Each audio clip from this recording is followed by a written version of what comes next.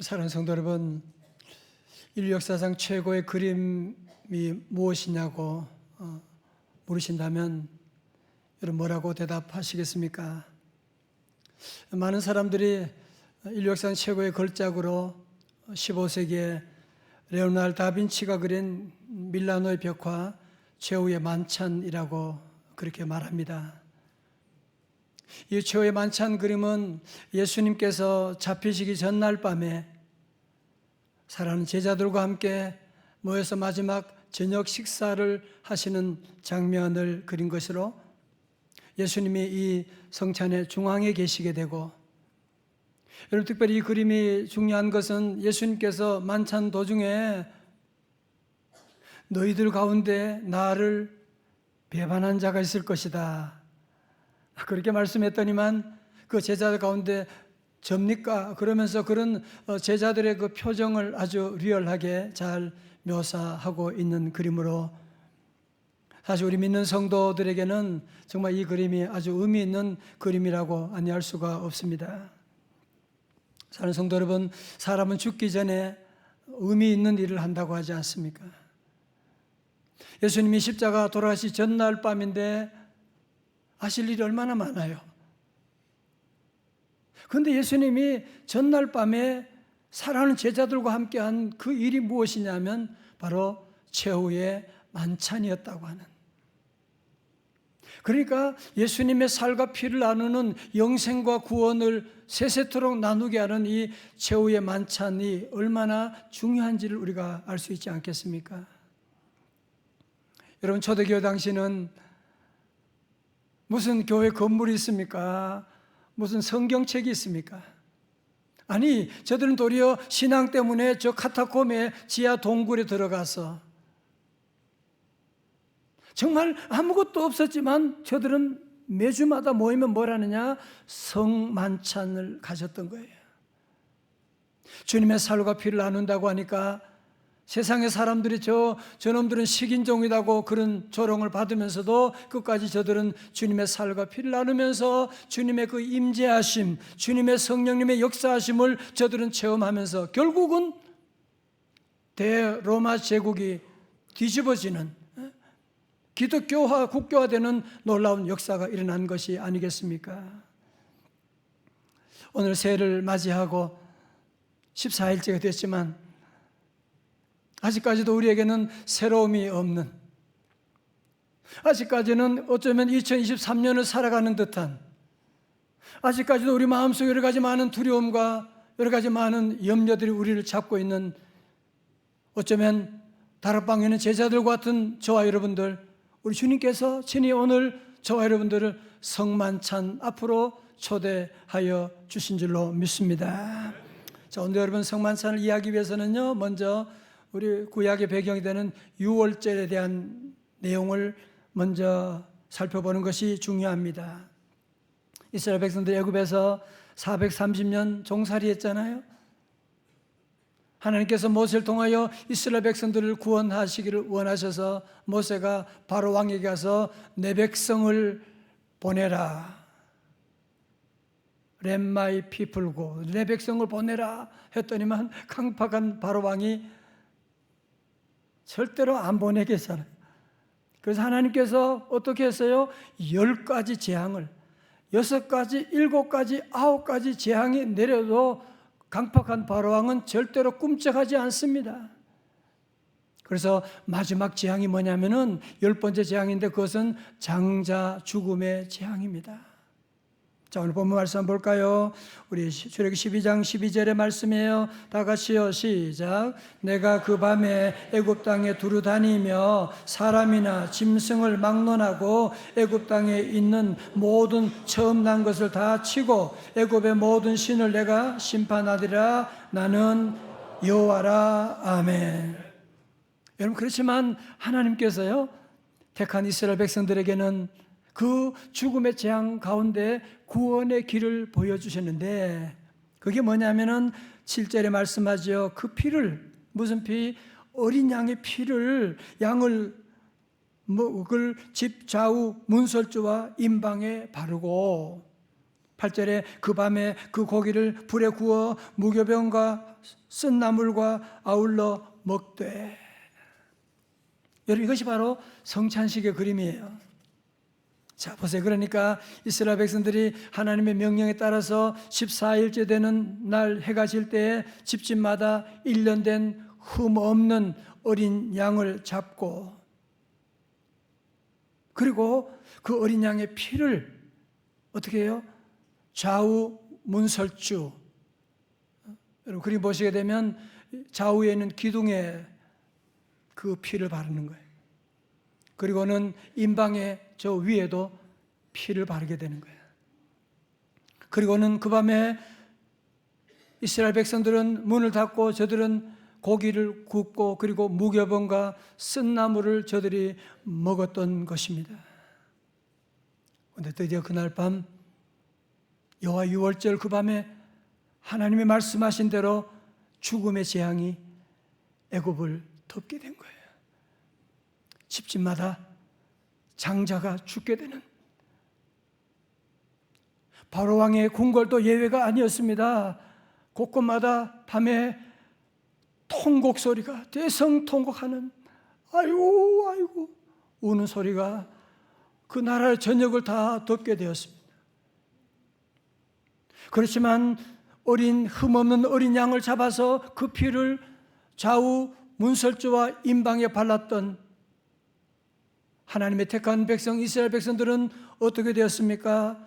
죽음의 재앙이 오다가 뭘 보고? 찬양대 뭘 보고? 그 피를 보고 어떻게 했다고요? 넘어가더라.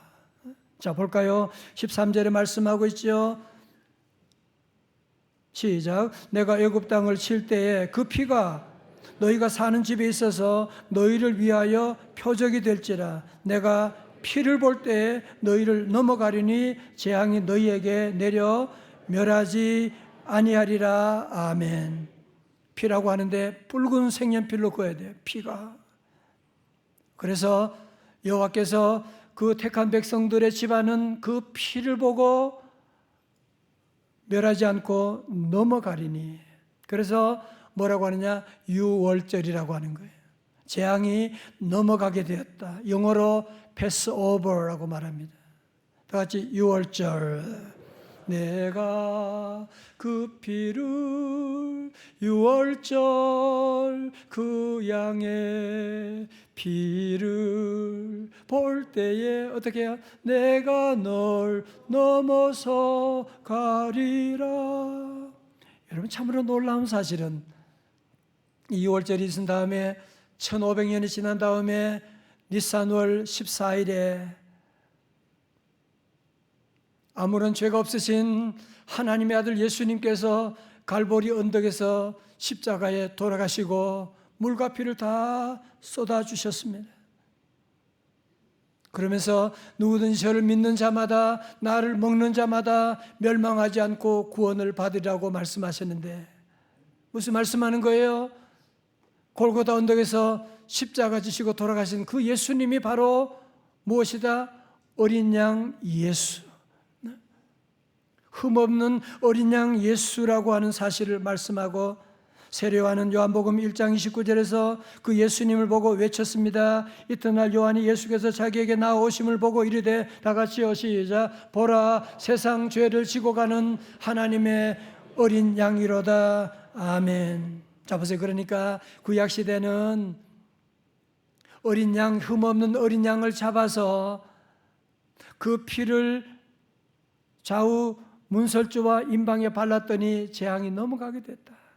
근데 신약에 와서 아무런 죄가 없는 하나님의 아들 예수님이 십자가에 돌아가심으로 말미암아 그 피를 믿는 자들, 그 피가 발려진 그 가정은 다 유월하게 되는, 패스오버하게 되는 역사를 이루어 주신다고 약속해 주셨습니다. 성도 여러분, 그래서 마틴 루터 종교개혁자는 이런 말을 했어요. 성경을 짜보라. 그러면 피가 나올 것이다.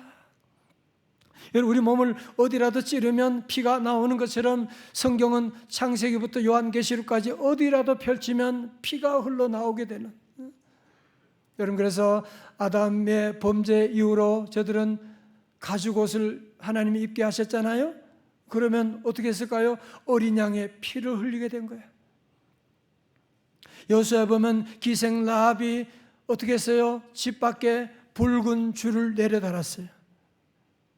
그거 보고 모든 재앙이 떠나갔다. 어린 양의 피를 얘기하는 거예요. 여러분, 신약에 와서도 요한계시록 7장 14절 하반절을 보면 이는 큰 환난에서 나오는 자들인데 어린 양의 피에 그 옷을 씻어 희게 하였느니라. 히브리서 10장 19절의 말씀 다 같이요. 시작. 그러므로 겨우 여러분, 우리는 예수의 피를 힘입어서 담대하게 지성소에 들어가게 되었습니다. 아멘. 여러분, 사실 구약 같으면 저 여러분도 이렇게 성전 안으로 지성소로 들어갈 수가 없지요. 그런데 신약에 와서 우리는 이렇게 거룩한 지성소 성전 안으로 들어오게 된 것은 무엇으로? 어린 양의 보혈의 공로를 의지해서 예수의 피를 힘입어서 담대하게 지성소로 들어오게 된 줄로 믿습니다. 예수님의 피로 말미암아 보혈을 지나 하나님 품으로 가게 된 것이고, 오늘도 어린 양의 피를 우리 심령 가운데 바르고, 우리 가정에 그 피를 바르고, 여러분이 직장에 바르고 나가면 마귀 사탄의 세력 그 가정을 침범하지 못하고 어떤 재앙도 그 피를 보고 다 패스오버하게 하는, 넘어가는 역사가 2024년 한 해 가운데도 임하시기를 주님의 이름으로 축원합니다. 여러분, 사실 내가 예수님 믿는다, 어린 양의 피가 내 안에 흐른다, 누가 알아주겠어요? 밖에 나가면 믿지 않은 사람들이 저 사람 어린 양의 피가 흐르고 있네, 성찬식하고 왔네, 누가 알아주나요? 몰라요. 여러분, 그런데 한 가지 마귀는 알아요. 와, 저 사람은 어린 양의 피가 흐르는 사람이야. 저 사람이 오늘 예배드리고 성찬식 주님의 살과 피를 맞이한 사람이야. 그래서 마귀 사탄의 세력은 한 길로 또 오다가도 어린 양의 피가 흐르는 저 여러분 보고 7길로 도망갈 줄로 믿습니다. 성도 여러분, 주님 보혈은 2000년 전 십자가 골고다 언덕에서 그 피가 흐르다가 끊어버리고 씻게 된 것이 아닙니다. 주님의 십자가 보혈은 오늘도 우리 가운데 뜨겁게 흘러가고 있습니다. 자, 여러분 저 보세요. 우리가 새해를 시작했지만 힘들고 어려운 일이 한두 가지가 아니지 않습니다. 정말 일들이 꼬여도 그렇게 꼬일 수가 없는, 정말 여러 가지 많은 어려움에 봉착할 때 우리 성도들은 하던 일을 다 멈추고 주님의 보혈을 의지하고 나가야 돼요. 여러분 자녀 가운데 얘는 말을 도저히 안 들어, 정말 얘는 소망이 없어, 정말 이런 자식이 어디 나와. 여러분, 그럴 때 엘리트 부모들이 그 잘난 멘탈리티로 아이들을 잔소리하고 잡을 것이 아니라 주님 앞에 나와, 주여 우리 자녀 주님께 맡깁니다.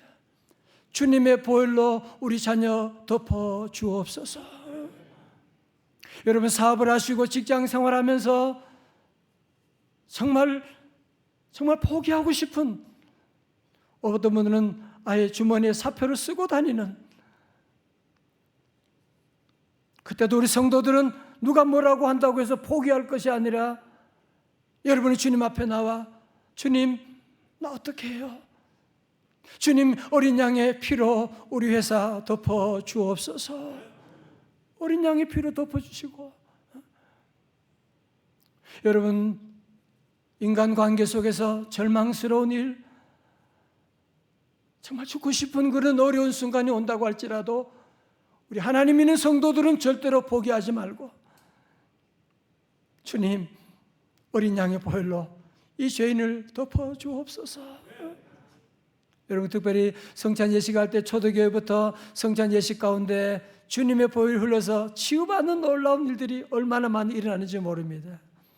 오늘 성찬 예식 가운데도 보혈의 강물이 흘러서 우리의 몸뿐 아니라 우리의 마음의 병도, 우리 영혼의 병도, 우리 가정의 병도, 우리 교회와 민족의 병도 치유하여 주실 줄로 믿습니다.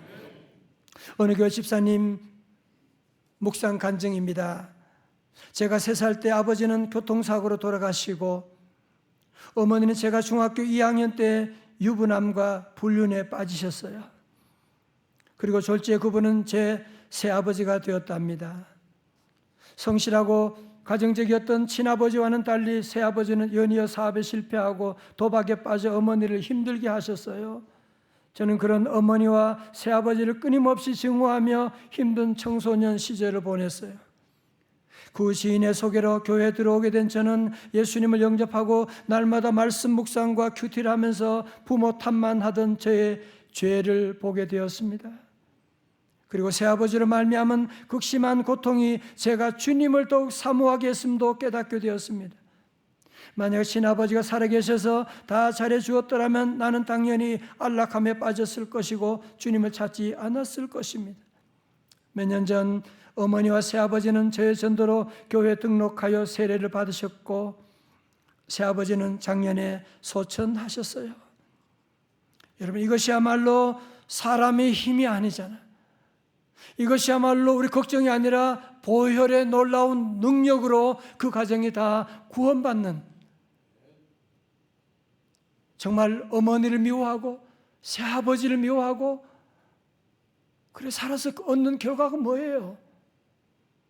보혈이 흐르게 되니까 다 용서가 되고 그들을 전도하고 구원하게 되는, 그러면서 이제 저는 말씀이 풍성한 믿음의 공동체로 인도하셔서 예수 믿게 한 부모님이 최고의 부모임을 알게 하신 하나님을 찬송합니다. 성도는 그렇습니다. 주님의 보혈은 2000년 전에 갈보리 언덕에서 끊어진 것이 아니라 오늘도 예수 믿는 심령 가운데, 가정 가운데 주님의 보혈이 흘러가고 있고, 우리 2024년 여러분들이 주님을 모시고 나갈 때 우리 안에 놀라운 치유와 회복의 놀라운 역사 우리 가정에도 임할 줄로 믿습니다. 올해는 특별히 우리 교회 20주년을 맞이하는 귀한 해입니다. 저는 하나님께 기도하고 제 간절한 마음의 소원이 있습니다. 하나님, 우리 교회 참 부족한 교회입니다. 정말 우리 교회가 다시 교회의 본질을 회복하기를 원합니다. 여러분, 교회 본질이 뭐예요? 다시 십자가와 부활로 돌아가는 것이잖아요. 그죠? 사랑하는 성도 여러분, 우리 모두 우리 명성제일교회 모든 성도들이 신앙생활하면서 쓸데없는 껍데기들, 비본질적인 것들, 그것 때문에 싸우고 화내고, 이제 모든 껍데기를 다 벗어버리고 우리 성도들 다시 한번 십자가로 돌아가고 십자가와 부활의 능력으로 다 함께 일어서는 부흥하는 부흥의 원년이 될 줄로 믿습니다. 우리 모두 다 부활의 능력으로 우리는 다시 일어날 것입니다. 이제 우리 모두 서로 사랑만 할 것입니다. 올해는 우리 모두 다시 일어나서 손에 손을 잡고 주님의 복음 증거하며 우리 가정과 교회와 민족을 치유하는, 열방을 치유하는 사명을 감당하게 될 것입니다. 여러분, 그러기 위해서 이 시간 주님의 보혈을 여러분의 집 문설주와 여러분의 가정, 애굽 사람은 다 무시하지만 순종하는 주님의 백성은 어린 양의 피를 좌우 문설주와 임방에 바르고 여러분 가정의 회사에 바르고 나가게 되는 귀한 성찬이 예식 가운데, 여러분 작년에도 얼마나 많은 재앙들이 왔다가 갔어요. 여러분, 재앙이 뭔지 아시죠? 올해도 여러분 어떤 재앙이 우리 앞에 100가지 수백 가지 올지 모르지만 이제 우리 성도들 이 한 해 동안 여호와의 6월절에 예수님의 보혈의 피가 여러분 심령과 가정과 여러분의 직장과 삶 가운데 흘러감으로 말미암아 모든 재앙들은 다 어떻게 해요? 패스오버하게 되는, 왔다 가도 다 넘어가는 축복이 함께 하시기를 주님의 이름으로 축원합니다.